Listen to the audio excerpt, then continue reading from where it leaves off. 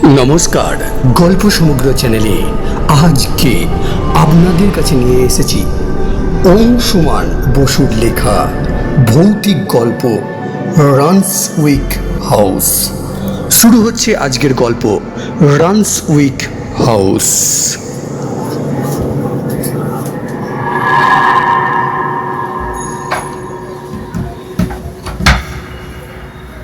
দরজাটা খুলে বাইরে এসে অবাক হয়ে গেল উঠছি। কি সুন্দর সকাল, কি অপূর্ব চারপাশের প্রকৃতি। কাল রাতের বেলায় ওরা যখন এলো তখন অন্ধকারে কিছু বোঝা যায়নি। এখন দেখলো ভারী সুন্দর। রানসউইক হাউসের অবস্থান যে এমন মন মাতানো প্রাকৃতিক পরিবেশে, এখানে আসবার আগে উঠছি ভাবতেও পারেনি। দীঘাতে তো তারা কতবারই এসেছে, কখনো সৈকতাবাস, কখনো কখনো সরকারি বাংলো, কখনো ট্যুরিস্ট লজ বা হোটেলে থেকেছে, কিন্তু রানসউইক হাউস না, একবারও নয়। এর নামটাই সে জানতো না বলতে গেলে। কিন্তু এখন এই রানসউইক হাউসের অতিথি হয়ে এবং এই সকালে চারপাশে নজর বুলিয়ে অর্চির মনে হলো এই হাউসের তুলনীয় আর একটি আস্তানাও এই গোটা দীঘাতে নেই। সাথে কি সরকারের বড় বড় কর্তারা এসে রাজ্য বিদ্যুৎ পরিষদের এই অতিথিশালায় আতিথ্য গ্রহণ করেন? অর্চির মজা লাগলো। রানসউইক হাউসের 1 নম্বর ঘরটাতেই জায়গা পেয়েছে তারা। তার মানে তারাও বেশ হোমরা চোমরা কেউ। অর্চির মা এসে অর্চির পাশে দাঁড়ালেন। মা, দেখো কি সুন্দর জায়গাটা, উচ্ছ্বসিত অর্চি। দেখো বাড়িটা কেমন একটা টিলার উপর দাঁড়িয়ে আছে, মনে হচ্ছে যেন কোনো মালভূমি, চারিদিকটা উপত্যকার মতো। ওই দেখো টিলার নিচে দিকে একটা পুকুরও দেখা যাচ্ছে, শালুক ফুটে আছে ওখানে। অর্চির মা চোখ ঘোরান, তারও কেমন ঘোর লাগে। মুগ্ধ দৃষ্টি মেলে তিনি বলেন, ঠিক বলেছিস অর্চি, দেখ কি ভীষণ সবুজ জায়গাটা। এই টিলাটা নিশ্চয়ই একসময় বালিয়াড়ি ছিল, এখন এটা পুরো একটা ঘাসে ঢাকা। লনটা আরও সবুজ, চারপাশে আবার তর তাজা ঝাউ আর নারকেল গাছের সারি। এ যেন সবুজ উপত্যকা, স্বপ্নের সেই গ্রিন ভ্যালি। দেখো দেখো মা, সৈকতাবাসের পাশ দিয়ে সমুদ্র দেখা যাচ্ছে, বাঁ দিকে সেই হোটেলটা, সিহক না কি যেন। অর্চির মাও ছেলে মানুষের মতো উচ্ছ্বসিত হয়ে পড়েন। সুন্দর, খুব সুন্দর। কত জায়গায় তো আমরা গিয়েছি, কিন্তু এমন মন খারাপ পরিবেশ কোথাও পাইনি। নিচে যাই মা। মা মাথা ঝাঁকাতেই করছি একতলায় নেমে আসে। লনের দিকটার দরজার খুলে বাইরের বারান্দায় দাঁড়ায়, চারপাশে চোখ বুলিয়ে তারপর বারান্দা থেকে নেমে আসে। বাড়িটাকে ঘিরে চক্রাকারে হাঁটতে থাকে সে। কিছুটা এগোতেই ওর চোখে পড়ে বাড়ির দেওয়ালে গাঁথা একটা সাদা মার্বেলের স্মারক।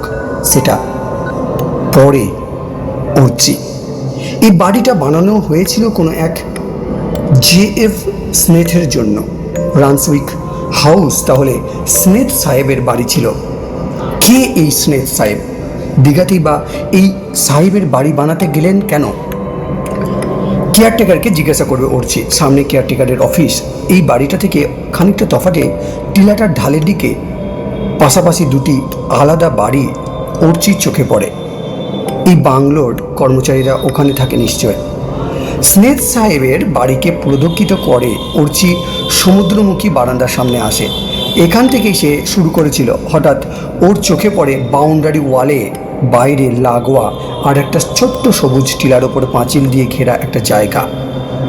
রানসউইক হাউস থেকে আলাদা নয়, আবার আলাদাও বলা চলে। ওখানে কি আছে? অর্চি কৌতূহলী হয়ে লনটায় নামে। লনের দেওয়ালের গায়ে বসানো একটা ছোট্ট গেট চোখে পড়ে ওর। সেটা সেই ছোট্ট গেটটা পার হয়ে বাইরে আসে। না, এটা একটা আলাদা টিলা নয়। রানসউইক হাউসের টিলাটারই দক্ষিণ দিকে এগিয়ে যাওয়া অংশর জায়গাটা, কিন্তু ওয়াল দিয়ে আলাদা করে রাখা জায়গাটায় কি আছে? অর্চির চোখে কৌতূহল চিকচিক করে ওঠে। এদিক ওদিক ভালো করে দেখে সে। ছোট্ট ঘেরা জায়গাটা এখনকার শান্ত স্নিগ্ধ পরিবেশের সঙ্গে দারুণ মানিয়ে গেছে। অর্চি আরও এগিয়ে যায়। এ কি, এটা তো বড় সড়ো গোছের একটা কবর। কি পরিষ্কার, একটা বিশাল মার্বেল কবরের ওপর সাদা চাদরের মতো বিছানো, ক্রুশ আঁটা, আলাদা কোনো বেরিটেডি নেই। কিন্তু অর্চি ভালো করে দেখলো এটা স্নেথ সাহেবের কবর। আলাদা একটা মার্বেল ফলকে বড় বড় করে লেখা স্নেথ সাহেবের পরিচয় as the first citizen of Digha, দীঘার প্রথম নাগরিক। জন্ম ও মৃত্যুর তারিখও মার্বেলের গায়ে খোদাই করা। মনে মনে অর্চি হিসাব করে 1964 সালে, অর্থাৎ স্নেথ সাহেবের মৃত্যুর সময় তার বয়স হয়েছিল 82 বছর। অর্চি খুব অবাক হয়ে যায়। এই বাড়িটা যখন তৈরি হয় তখন দীঘা ছিল একটা প্রায় অজানা নগণ্য গ্রাম। বিদেশি এই মানুষটি সমুদ্র উপকূলের এই পাড়া গ্রামটিকে কতখানি ভালোবেসেছিলেন যে এখানে তিনি শুধু বসবাসের জন্য বাড়ি তৈরি করেননি, মৃত্যুতেও তিনি জায়গাটা মায়া কাটাতে পারেননি। তাই দীঘার এই নিরিবিলি প্রান্তে সমুদ্রের নোনা জল বাতাস কবরে লাগিয়ে নিশ্চিন্তে মাটির আর বালির তলায় শুয়ে আছেন। অর্চির শ্রদ্ধা হয়, ভালো লাগে। বিদেশ থেকে আসা মানুষটিকে সে মনে মনে স্নেথ সাহেবের স্মৃতির উদ্দেশ্যে শ্রদ্ধা জানায়। পরের দুদিনের জন্য মন অন্যদিকে দেবার সময় পেল না অর্চি।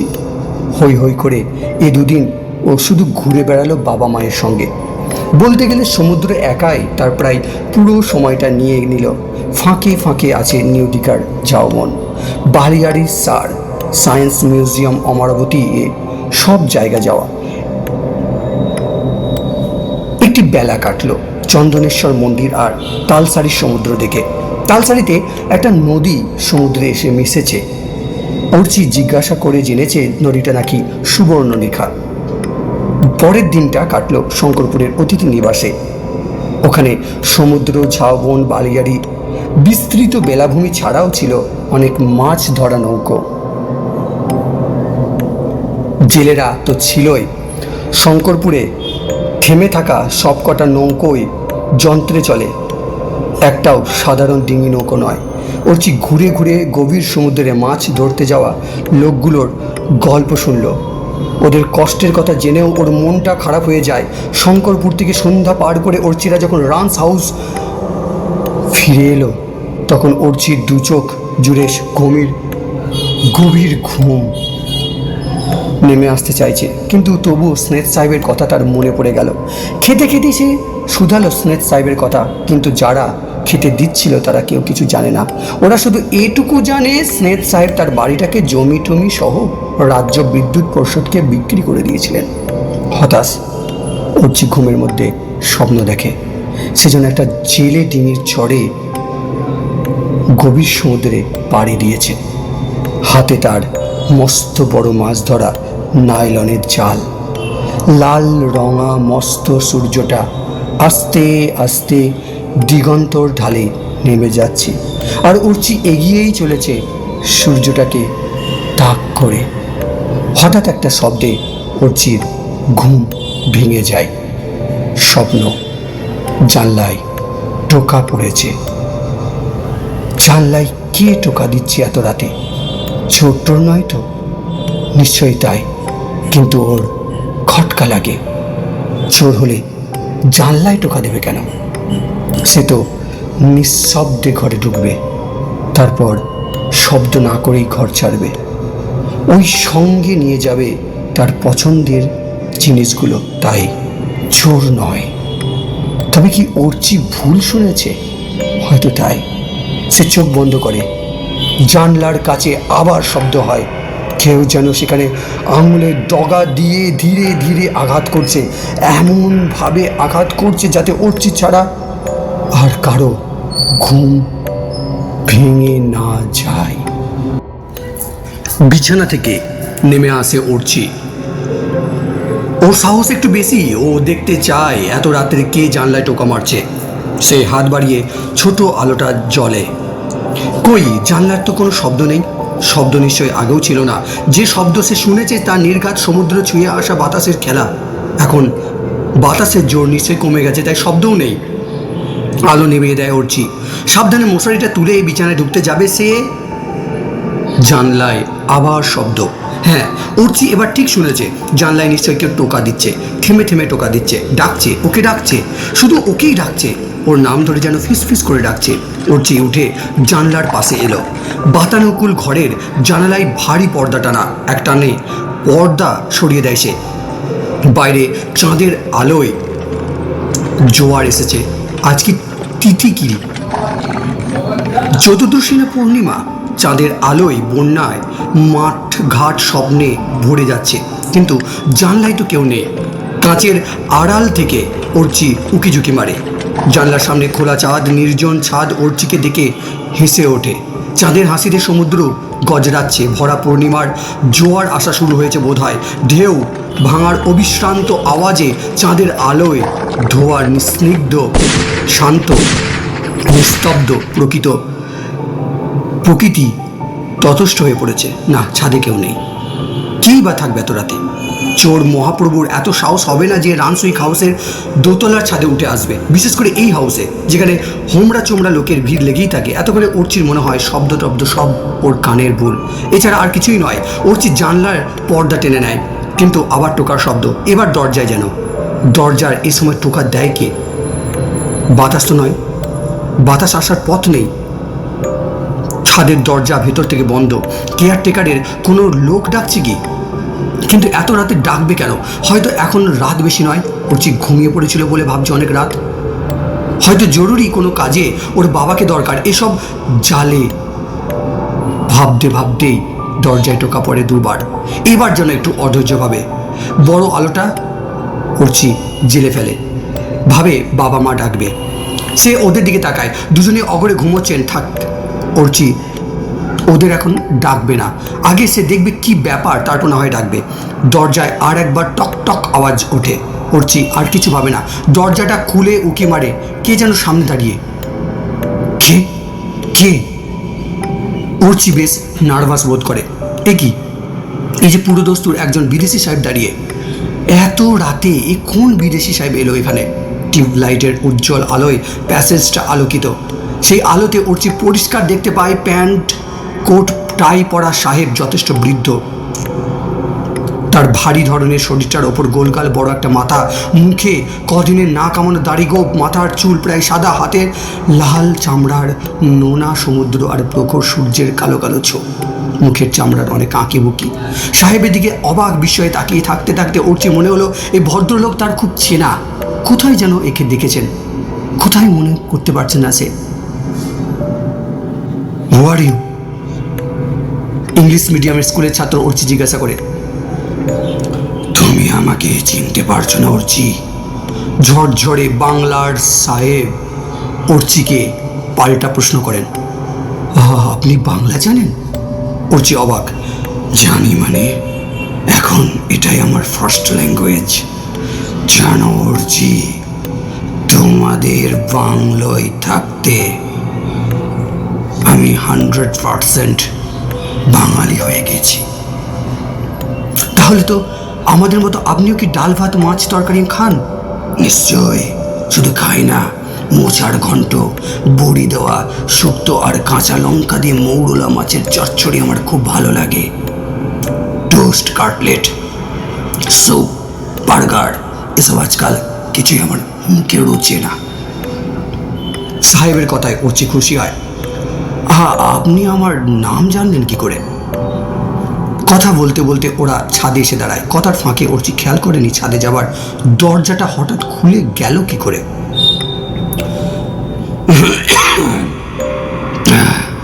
তোমার নাম জানলো কি করে, তাই তো?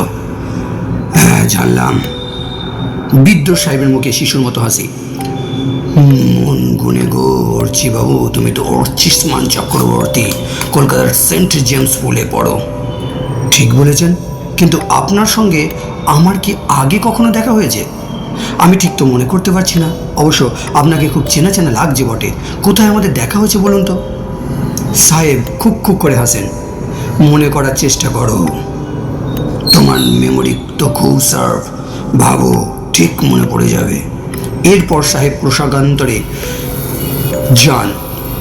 কি সুন্দর এই রাত দেখেছো উড়ছি, চাঁদের আলোয় চারিদিক ভরে গেছে আজ পূর্ণিমা। ওই দেখো ক্রুদ্ধ অজগরের মতো সাগরে ফুঁসছে, সমুদ্রে জোয়ার এসেছে কিন্তু জোরালো বাতাস বইছে না কেন এখনো? এখন তো দক্ষিণ দেশ থেকে বাতাসের দমকা এসে সমুদ্রের ঢেউকে উস্কে দেবে বহুগুণ, তাকে উদ্দাম করে দেবে, অগোছালো করে দেবে। অজগরের গর্জন আরো বাড়বে। ঝোড়ো বাতাসের গাছের পাতায় মরমর উঠবে, টুপটাপ করে সেই সাদা জ্যোৎস্না ঝরে ঝরে পড়বে। সাহেবের কথায় কি আশ্চর্য জাদু আছে! উড়ছি আচ্ছন্ন হয়ে পড়ে। একটা নাম না জানা অদৃশ্য জগতের রহস্য যেন শিশিরের ছোঁয়ার মতো ওকে ধীরে ধীরে সিক্ত করে তুলতে লাগলো। সে কোনো কথা বলল না। সামনে দাঁড়িয়ে থাকা বৃদ্ধ সাহেব সমুদ্রের দিকে মুখ তুললেন। দৃষ্টি ওর বিশ্ব চরাচর ছাড়িয়ে কোনো এক অতীন্দ্রিয় জগতে চলে গেছে। না, আজ দক্ষিণের ঝোড়ো বাতাস বইবে না, তার মানে আজও সে আসবে না। কে আসবে না? উড়ছি প্রশ্ন করে। ডরোথি। কে ডরোথি? ডরোথি আমার ভাইজি, আমার ছোট ভাইয়ের একমাত্র মেয়ে। সে এসেছিল সেই কত দূরের সাদামটান থেকে, স্বামী সংসার সব ছেড়ে এসেছিল শুধু আমার জন্যই, আমারই কাছে। সেও তো হয়ে গেল অনেক দিন। যাওয়ার সময় বলেছিল আবার আসবে, বলেছিল বারবার আসবে, কিন্তু এত দিন হয়ে গেল আর একবারও আসেনি। ওসব নিয়ে ভাববেন না, আপনার ভাইজি নিশ্চয়ই আসবেন, হয়তো 2-4 দিনের মধ্যেই এসে হাজির হবেন। উড়ছি বৃদ্ধকে প্রবোধ দিতে চায়। না উড়ছি, ও আর আসবে না, আমি জানি ও আর আসবে না। এ কথা জোর দিয়ে বলছেন কি করে? উড়ছি ভরসা দিতে চায়। আচ্ছা বলেছেন যখন, তখন ঠিক আসবেন। এখনো হয়তো কাজকর্মে ব্যস্ত আছেন। না না না না, আসবে না। শেষ ও যখন এসেছিল তখন সন্ধ্যা পার হয়ে গেছে, এক বুক তারা ছিল আকাশে, চাঁদ কোথাও ছিল না। চাঁদ সেদিন উঠবে কিনা তাও জানতাম না। সেদিন হয়তো অমাবস্যা ছিল, নয়তো তারই কাছাকাছি কোনো তিথি। ডরোথি সেদিনই বলেছিল। বৃদ্ধ সাহেব হঠাৎ চুপ করে যান। তার চোখ দুটি আকাশের সীমা ছাড়িয়ে অন্য লোকে যেন চলে গেছে। কি বলেছিলেন ডরোথি? অর্চির কথায় আগ্রহ। বলেছিল এবার যখন আসবে তখন পূর্ণিমা থেকে আসবে। আসবে এমন রাতে যখন সমুদ্রে ভরা বান আসবে, সেই সঙ্গে বইবে জোরালো দক্ষিণ দেশের বাতাস। বলেছিল চাঁদের আলো আর বুক ভরা জলকণা নিয়ে আসা ঝোড় বাতাসের তালে তালে ও আমায় গান শোনাবে। আরও বলেছিল সে গানের সুরে লয়ে হারানো স্মৃতির গন্ধ আমার সত্তাকে আচ্ছন্ন করে দেবে, মন ভরে যাবে চিরকালের জন্য। বৃদ্ধ উদাস নয়ন দুটি মেলে চুপ করে যান। ডরোথি যখন বলে গেছেন তখন নিশ্চয়ই আপনাকে গান শোনাবেন। এই পূর্ণিমায় আসেননি, হয়তো পরের পূর্ণিমায় আসবেন। উড়ছি সান্ত্বনার সুরে বলে। না উড়ছি, সে আর আসবে না গো, কোনোদিনও আসবে না। বৃদ্ধ সাহেব দীর্ঘশ্বাস ফেললেন। এ কথা কেন বলছেন? আসবেন না কেন? উড়ছি বেশ কৌতূহলী হয়ে ওঠে। কি করে আসবে বলো? বৃদ্ধ আবার দীর্ঘশ্বাস ফেলেন। শেষবার এখান থেকে দেশে ফেরার পথেই তো অ্যাক্সিডেন্ট হলো, ওদের প্লেনটা ক্রাশ করেছিল। সে প্লেনের একজনও বাঁচেনি, ডরোথিও না। সে এখন শুয়ে আছে আটলান্টিক মহাসাগরের গভীর অতলে। ওর আর আসার উপায় নেই। বৃদ্ধ সাহেবের মুখটা ভীষণ দুঃখী দুঃখী লাগে। উড়ছি দেখতে পায় ওর চোখের কোণ দুটো চিকচিক করছে। চুপ করে থাকে উড়ছি। স্তব্ধ বৃদ্ধ সাহেব। অস্বস্তিকর নীরবতা ভাঙে উড়ছি। আপনারা তো আরও অনেক নিজের লোক আছে, ছেলে মেয়ে স্ত্রী, তারা কেউ আসবেন হয়তো? না উড়ছি, ডরোথি ছাড়া আমার নিজের বলতে কেউই নেই। আমার স্ত্রী ছেলে মেয়ে কেউ নেই। আমি তো বিয়েই করিনি। জানো উড়ছি, আমি এক সত্যিকারের হতভাগ্য মানুষ। আমার কেউ নেই, না বন্ধু না আত্মীয়। আমার কাছে আসবারও কেউ নেই, আর আসেও না। 2 দিন আগে তুমি এসেছিলে, আমার বুক ভরে গিয়েছিল উড়ছি। আমি যে মানুষকে বড্ড ভালোবাসি। সাহেবের 2 চোখে জল টলমল করে। বৃদ্ধ সাহেবের শেষ কথাগুলো খট করে অর্চির কানে লাগে। দুদিন আগে কেন, কোনো দিনই কোনো সাহেবের কাছে সে যায়নি। কি পাগলের মতো উল্টোপাল্টা কথা বলছে এই বৃদ্ধ সাহেব। সে একটু সন্দিগ্ধ হয়ে পড়ে। সন্দিগ্ধভাবেই সে বৃদ্ধকে জড়িত করতে চাইল। চাঁদের উজ্জ্বল আলোয় সামনে দাঁড়ানো প্রবীণ মানুষটার মুখে অলৌকিক ছায়া তোলে। সেদিকে তাকিয়ে অর্চি চেপে চেপে বলে, আপনার বাড়ি কোথায়? দীঘাতে আপনি কোথায় উঠেছেন? সাহেবের কোচকানো মুখে কষ্টের বাঁধ স্পষ্টতর হয়। আমার বাড়ি, হ্যাঁ আমারই বাড়ি। আলো আধারি মাঝ থেকে অস্পষ্ট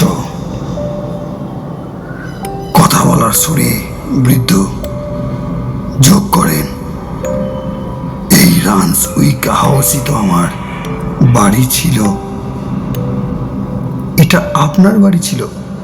অর্চির মুখে হঠাৎ কথা সরে না। কে এই সাহেব? মনে জোর করে সাহস এনে তবুও সে বলে,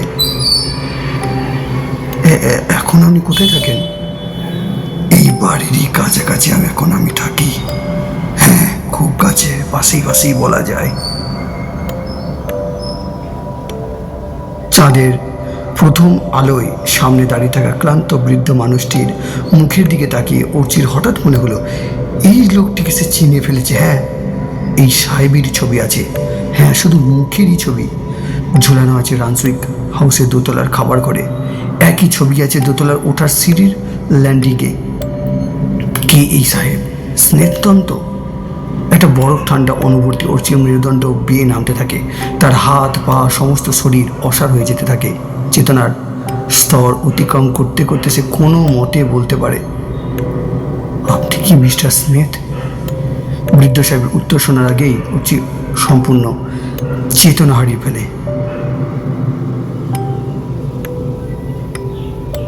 শেষ হলো আজকের প্রথম পর্ব, দ্বিতীয় পর্ব সঙ্গে তৃতীয় পর্ব।